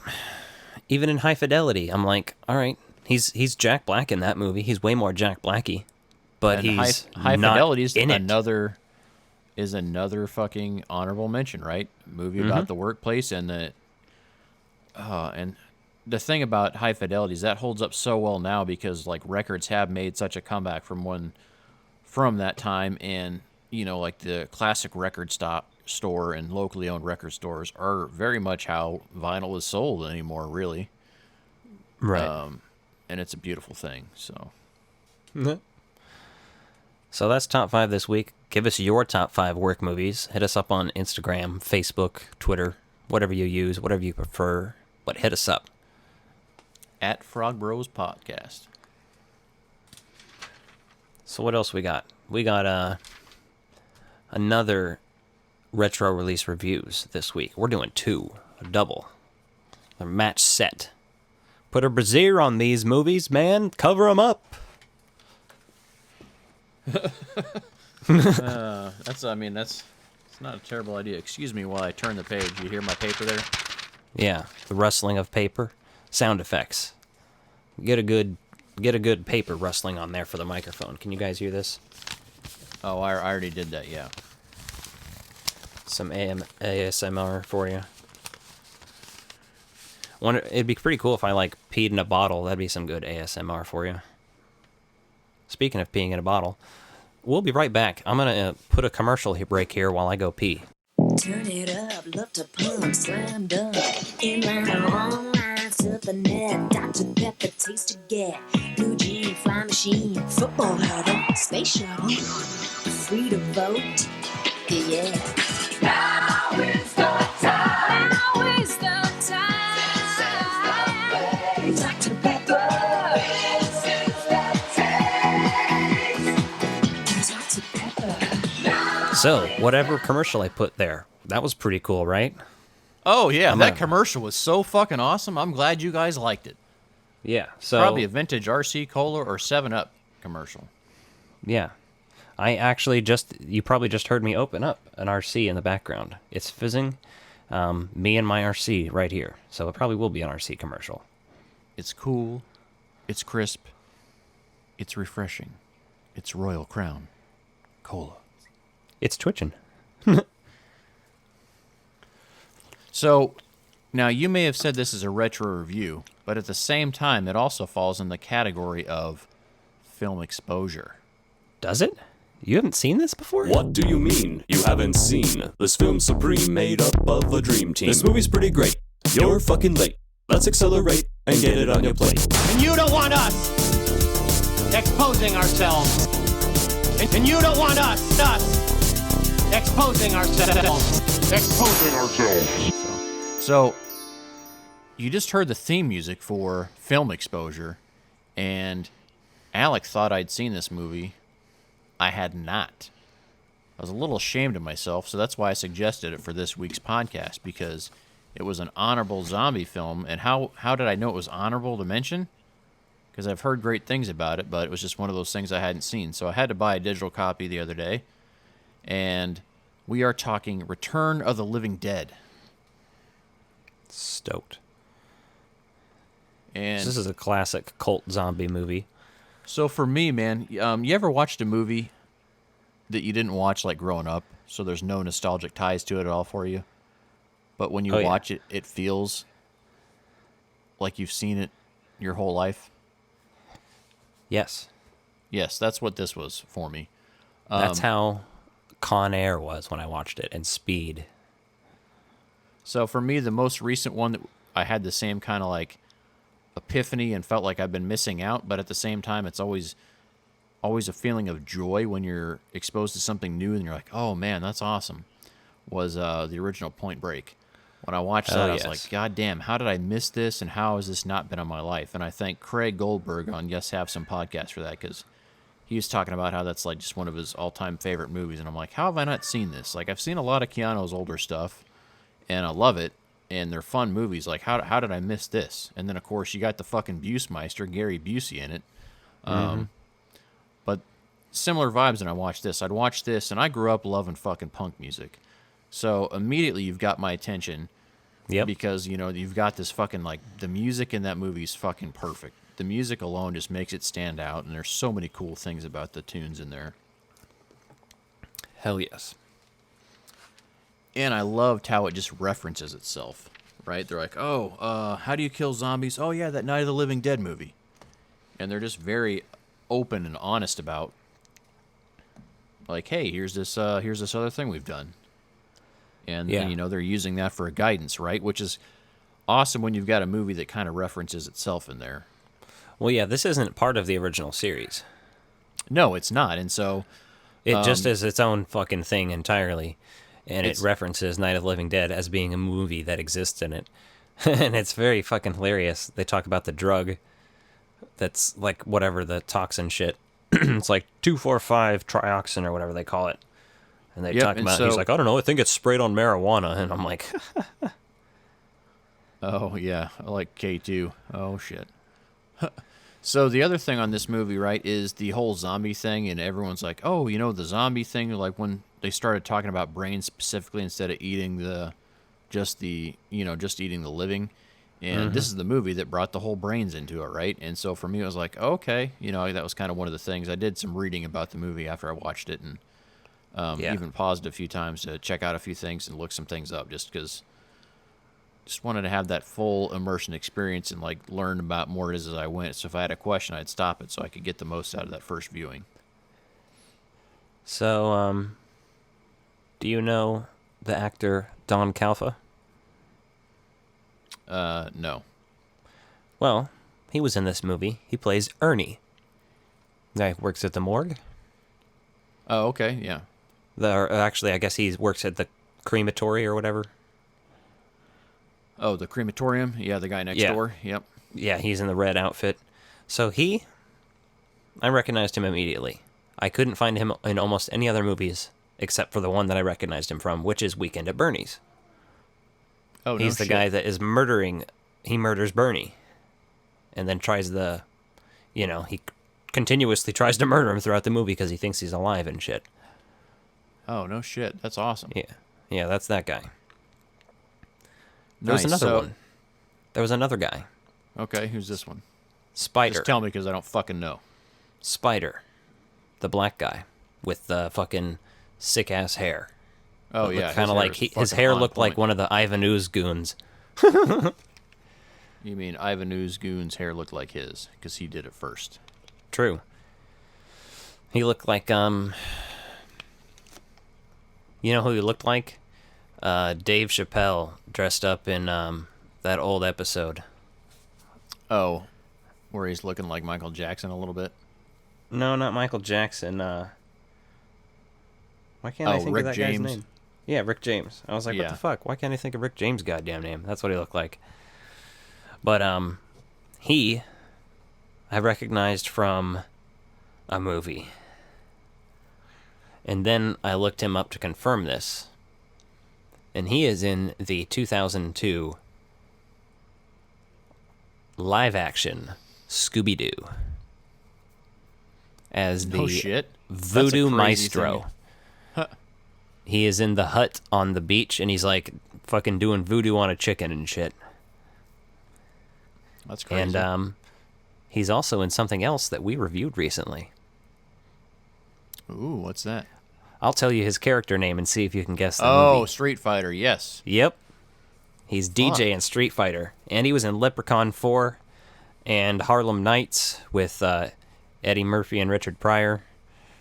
Friday as the 13th. Miguel A. Nunez Jr. Yeah, Friday the 13th. Which one was that? New Beginning or something? Yep. Yeah. Very excellent. That's cool, man. Like, I love seeing like people pop up in different roles like that. I love making those connections. Exactly. You know, they're not like household names, but you just like, I love seeing some of those side characters like reappear in other things. That's awesome. Well, exactly. I bet people like that, like you might be able to get that guy's autograph. He's probably on a convention circuit at times, I would bet, from being in a movie like this. Oh, yeah, for sure. Because I bet he loves to hear that he's still appreciated, because I was like, man, that guy's in Scooby-Doo, isn't he? Yup. That's awesome. So, man, like, this movie kicked off with, like, the whole military vibes going on. You're like, okay, that's kind of cool. And then, like, it jumps away from that plot, so you're like, what the hell? You know, and, like, they just kind of imply that they're looking for something. They don't really give you much information. And then, obviously, you jump in, and you're dealing with Freddy and Frank. Freddy's the new guy that starts working at this shipping company, basically, where they're shipping out skeletons. But they got a bunch of random shit in this building, which actually looks pretty cool, because there's so much just... It feels like a fucking flea market, because there's just so much random shit around there. But they're also selling, like, skeletons, which you don't know if they're real or not at the beginning. Like, right? You have no idea what they're doing in there, just because they're just packing shit up, and they're like, yeah, here's how you put the styrofoam peanuts on here, right? And you're like, oh, okay, cool. And you know, it kind of starts off. It doesn't get right into it as quick as you would think. And they did a few things on there watching it, like, you know, you think you know, like, what a movie's gonna do immediately. And there's a few things in there I was really pleasantly surprised with how they rolled it out instead of making it so obvious. Yeah. Oh, this movie is. I love all of the murder scenes. They do a lot of things differently. It's. Watching it again, I'm like, man, this really should have been on our top 5 list. Should have been on mine. Oh, for sure. Had I seen it before, it would have had to have. But like the fucked up things, like the half dog, like that's very fucked up and uncomfortable to watch. But like that's fucking cool for a movie. Same with the butterflies. If you notice the butterflies to life. Yes, the butterflies. Yeah, all the bugs in there and stuff. Yeah, all that shit's cool. The fucking punks hanging out in the graveyard. I was like, man, I want to party with these people, especially this chick. She's taking off her clothes and dancing on a grave. And I'm like, I'm about this. Yeah, you're all about trash. Like, you're looking for a night with trash. Trash is taking her clothes off again. Yeah. Exactly. Yeah, Trash, Suicide, Spider. These are the punks' names. I can't remember any of the other ones. Yeah, but, so I just love how they lead up to it, though, like building into it, right? So you get that military vibe at the beginning, and then you see these two talking, and then they're just sitting around. Freddy and Frank are sitting around bullshitting, so they're talking about Night of the Living Dead, and he's like, oh, yeah, you know, that's real. Like, that's a real thing.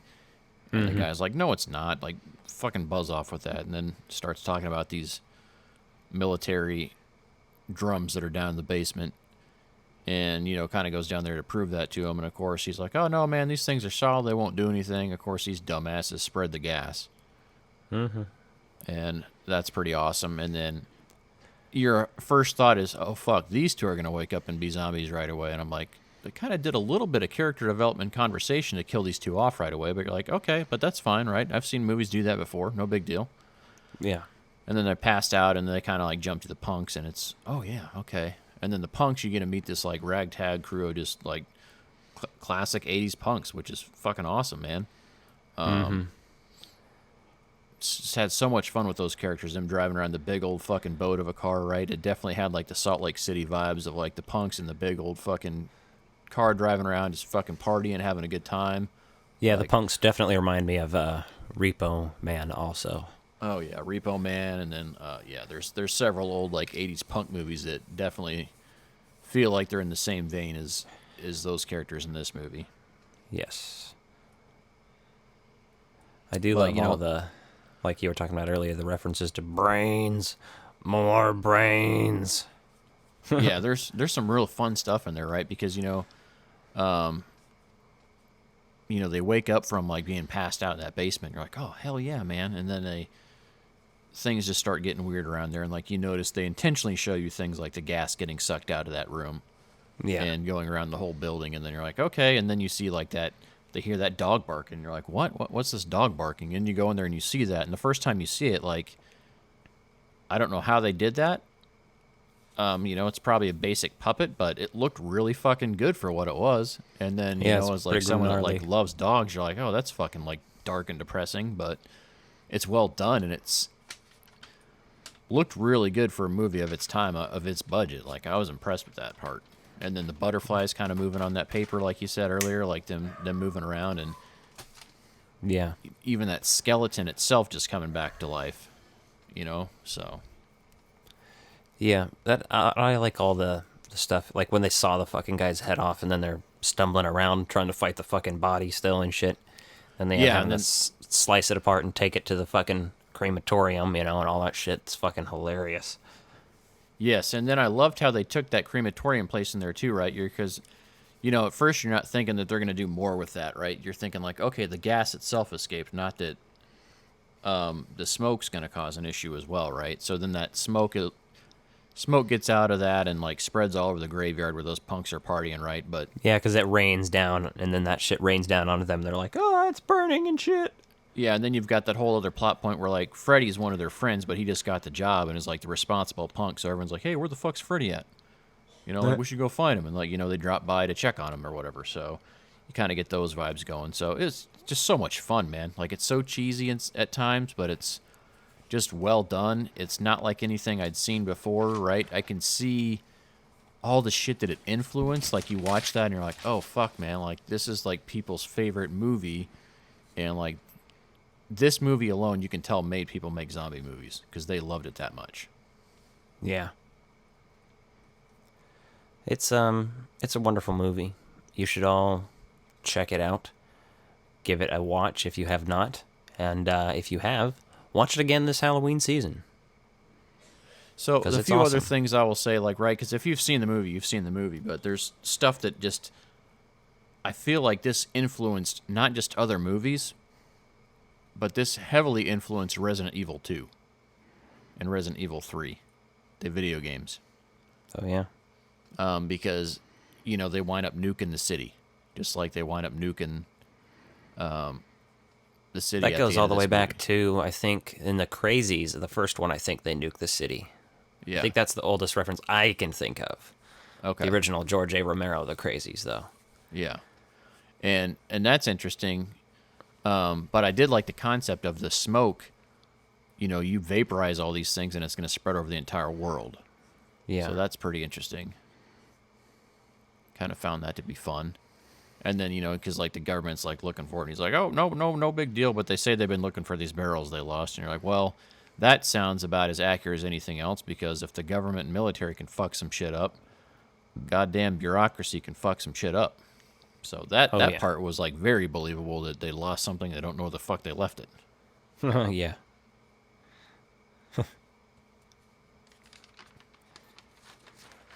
I mean, this movie alone, like, you could make an excellent like Resident Evil style video game based on it, just based on like the plot itself, right? There's like so many iconic things that would translate well to a video game. Mm-hmm. And then the other thing, like in the music, I have a note here that I said evil Top Gun music plays. No, it's funny. Because, from like the Top Gun theme where they've got the big bells dinging at the beginning of it, they've kind of got that same, it sounds like that same sound bite of a bell that they use. Yeah. And, then it's just like more punk rock and evil sound in here as like the stuff's coming down over in the graveyard. Speaking of Top Gun, did you see that Top Gun bear I sent you today? Yeah, I've been seeing that at the store for a while. Plays the theme. It's fucking hilarious. I had to send it to you. I didn't know if you had seen it before. That was you actually never mentioned it. Well, it's so cheesy. I never wanted to talk about it. That was the first Top Gun Maverick merchandise I saw in stores, was that. And I'm waiting for it to go clearance, because I'm like, if it goes clearance for a few bucks, I'd probably snag one just because it's fucking weird and cheesy. Well, yeah, you can give it to the boys. They wouldn't care. They'd be like, that's cool. It's fucking for bear. Sure.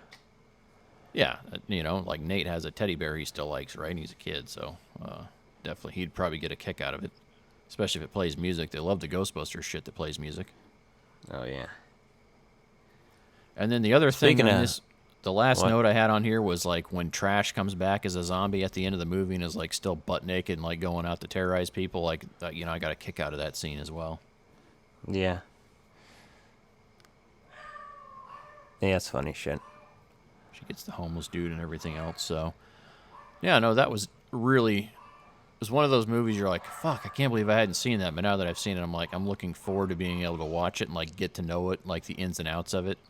Yeah. It's nice to add a movie to your lineup like that has all those qualities, the vintage stuff you love, but you're just not like so familiar with. So there's a extremely high rewatchability for that for me right now. Hell yeah. You just mentioned Ghostbusters a minute ago. Speaking of Ghostbusters, we have a segment called Episode by Episode, and we've been covering the Extreme Ghostbusters. So we're going to do that now. We now return to the real Ghostbusters. Diane, 11:30 a.m., February 24th. Entering the town of Twin Peaks. Pretty good. Bill Murray's the funniest man on the planet. Episode by episode. So we're on episode 18. It's finally an adult, can go join the military. It can't drink or smoke anymore, though. But it can die for its country. The 18th episode can. Yep. Called Ghosts, or Ghost Apocalyptic Future. And this is one of my favorite episodes from this series. Yes. Now, the plot is a little crazy, but it's awesome. But that's what I love so much about it, right? And the things like that where they've got the time slip they create. So exactly. This episode starts off with Kylie down in the basement of the containment unit, writing a letter to her grandma Rose, like in her diary or whatever, just saying, she wonders like what the future is going to be like and kind of those types of things, right? So you kind of get that. It just sets the tone for the mood Kylie's in, right, as this goes on. Yeah. Wondering about the future and things like that. And then, obviously, like you start seeing a parallel universe collide with this world, which this is very much in line with some shit that Dan Aykroyd would come up with. Oh yeah. It's definitely to that level of like extreme. And it's really funny too. Like there's a lot of good one-liners on there. Like Eduardo is just Ghostbusters, fucking ripping jokes on here, man. Yeah. Like No, it's a sick one. You see this guy come through, and or I guess you see this demon pop out after you see the containment unit or whatever, right? And then, obviously, that's the episode tease, and then we get into some butthole rock. Some go wipe yourself rock. Mm-hmm. And I'm going to say that every time because that version of the theme is just such a butt rock. Butthole rock. Feels like a song Creed would cover, and if like Creed covered Ghostbusters like at a concert, they'd cover that version of it because they're like, yeah, man, this is kick-ass rock and roll. Yeah, it sounds more nu metal than butt rock to me, but it is what it is. Yeah. Yeah, some of the vocal stylings on there, but yeah, I digress. Either way, it's just like throw up in your mouth a little bit every time. Yep, for sure. But so this guy appears, and you find out. We eventually find out his name's Isaac, and he's talking to Kylie really quick, and then the other Ghostbusters come in to see what the hell's going on, and she winds up disappearing, and Isaac stays. Yeah. So, which is funny. It's very interesting. Like, I was getting some, like, I obviously was just thinking, what would Ghostbusters be like if it was combined with Back to the Future? Just because of the thought of time travel and Ghostbusters and shit like that. Yeah, it also had some 12 Monkeys vibes, this episode did, just because it's a little bit dark. The apocalyptic future, like, looks pretty terrible. They don't show a lot of people in there, but they show enough just to kind of show you what it could be like. It also had Terminator vibes for me, right? Yeah, I was going to say the future, the way it was animated was very cool and definitely gave me a little bit of Terminator vibes. Yeah, it's like, if they would have done a 90s animated Terminator series, like that's kind of what you kind of figured the future would have looked like, which is pretty neat. Like I love the combination of all those things. Yeah. And I love the combination of this demon being stuck between the future and the past. It's just a really fun episode with the way they tell that story, and then they got to figure out a way to communicate, and that these people from the future like really respected the extreme Ghostbusters. And they're talking about the Great Ghost Wars, right? Which alone sounds like an amazing concept, right? You could take this concept for this episode, you could really run with and do something amazing with, I think. I think it would be like a great series, basically, or a comic, would be Yeah, awesome. comic series, an animated series, fuck, even a video game for Ghostbusters that's doing something different, right? To be able to tell that story in there. Pretty slick. There's a good amount of Egon in this episode, which I like.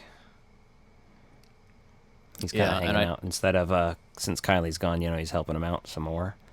And I wanted to take note, there was a couple things that reminded me that were very, very Ghostbusters, which was Egon using the jelly donut to kind of explain the shit. The time rip and putting it back together, yes. Which was very Twinkie-esque, but also reminded me of real Ghostbusters when Peter talks about getting jelly donuts for Slimer and shit. Yes. Yeah, and So that's that's also pretty cool. the other real Ghostbusters vibes it has is like, Slimer was trying to be the hero a lot then, and like Slimer tries to help out with what the hell was that demon's name on here? Tempest. Tempest? Yeah. Oh yeah, Tempest Demon. That's why I got it written down there. I just out of order here on my notes. But I also got a kick out of how Eduardo's like known as a hero in the Great Ghost Wars, and Kylie's great, and like Roland's the doctor. And there's no mention of Garrett. Yeah, and there's no mention of Garrett on there, and so like Eduardo makes a joke. So many jokes about him. Like once he's like, "Yeah, you're the unknown soldier," and then so the whole episode like. Garrett is trying to like relay to Isaac his importance, so he's somebody to remember. Yeah.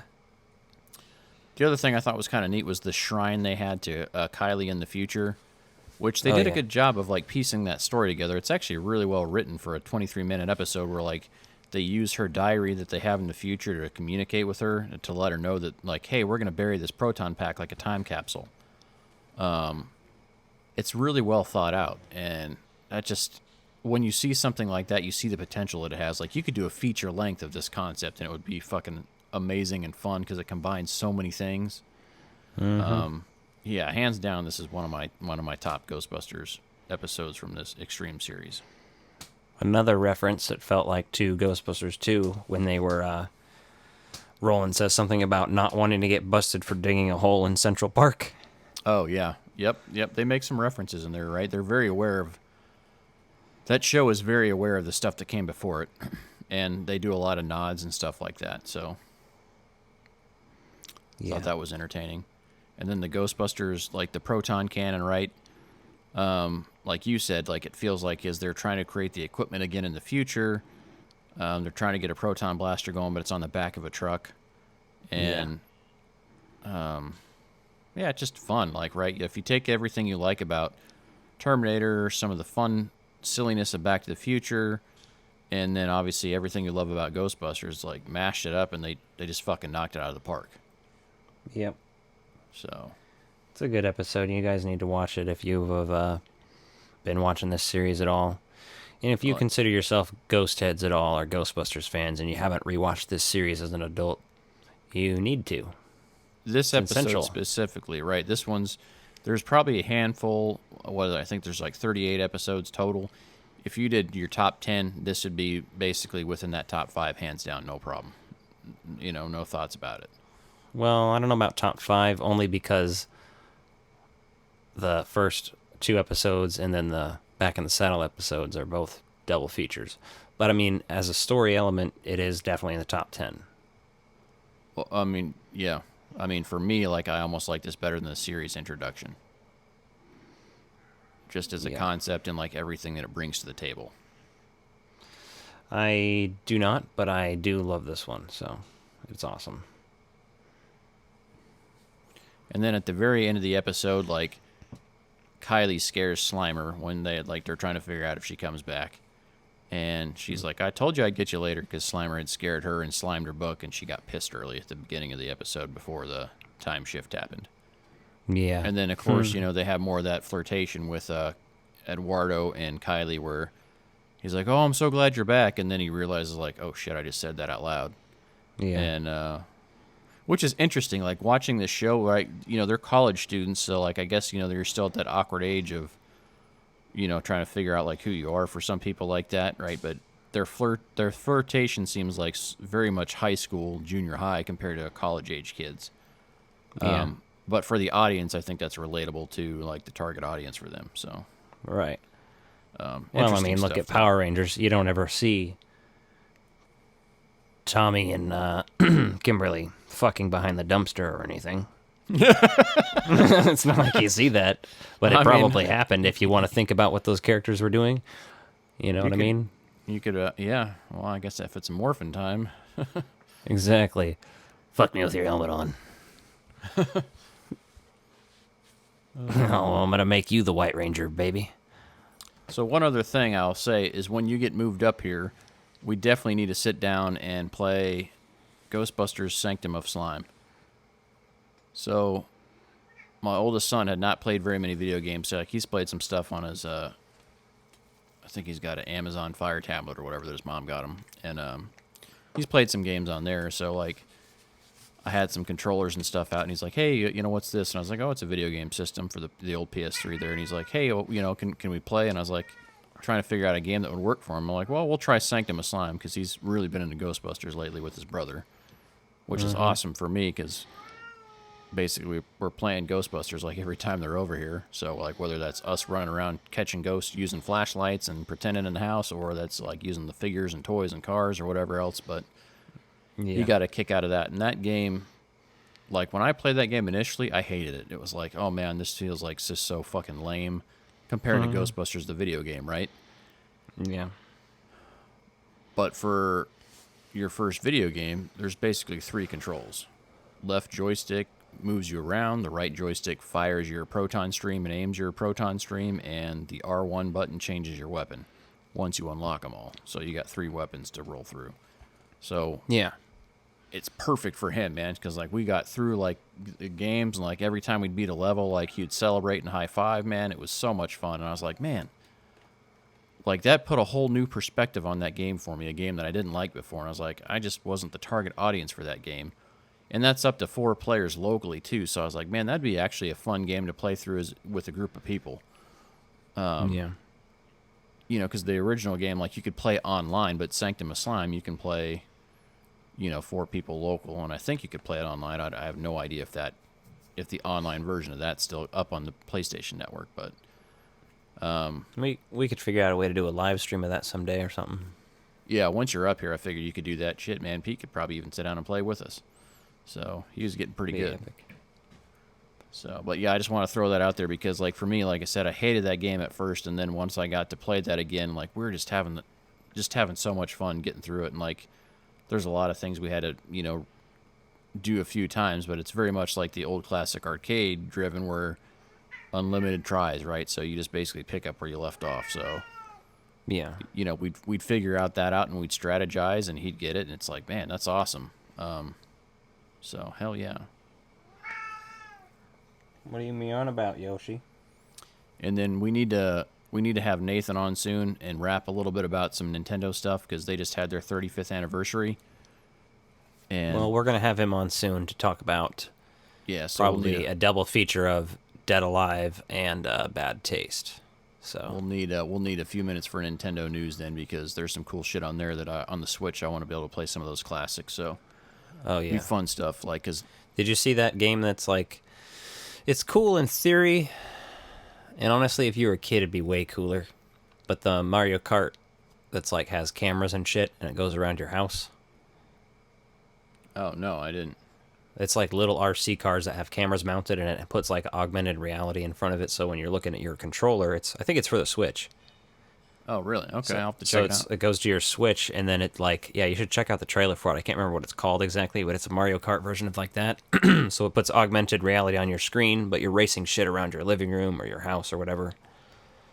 Nice. You can make custom tracks for it, I think, and shit. And the only thing I was thinking was, well, how are you going to work power-ups and specials? How is that going to work? Since it's an actual physical car driving around. But it showed one banana slip in the trailer, and it kind of just made the car wobble a little bit, and then it was able to keep going. Oh, okay. So yeah, it might be able to do some things, but it just won't be as impressive as the normal video game, how it looks and stuff. But still looks pretty cool. Future technology. Yep. Well, we're kind of winding down on this one, so we will talk to everybody next week. Hope you guys had an excellent holiday weekend, a long weekend, got to enjoy it. I worked today, worked yesterday, so I do have a long weekend next weekend, so expect some more photos of some different things coming along. If my Spenglar one gets in, I'll do some upgrades on that. I've got at least 2 parts I'm going to upgrade immediately and kind of go from there on.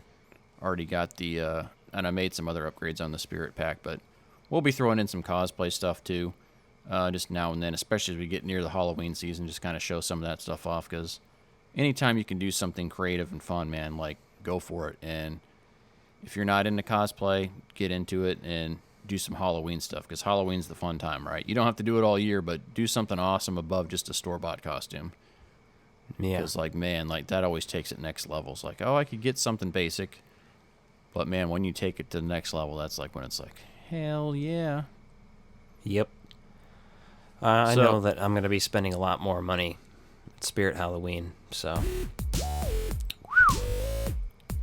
Yep. I haven't found anything that I have to have up there yet, but I'll be definitely poking through again a couple more times this season. So next week we will be switching over to our more Halloween-oriented episodes. Like I said, I think we'll have about 6 of those leading up to the end of October and stuff. We'll have a lot more horror-themed shit, so look forward to that. We will see you guys next week on the Frog Brothers Podcast. Take care now. Bye-bye then. These are my dinner guests, the Frog Brothers. Frog Brothers. Frog Brothers. These are my dinner guests, Frog Brothers.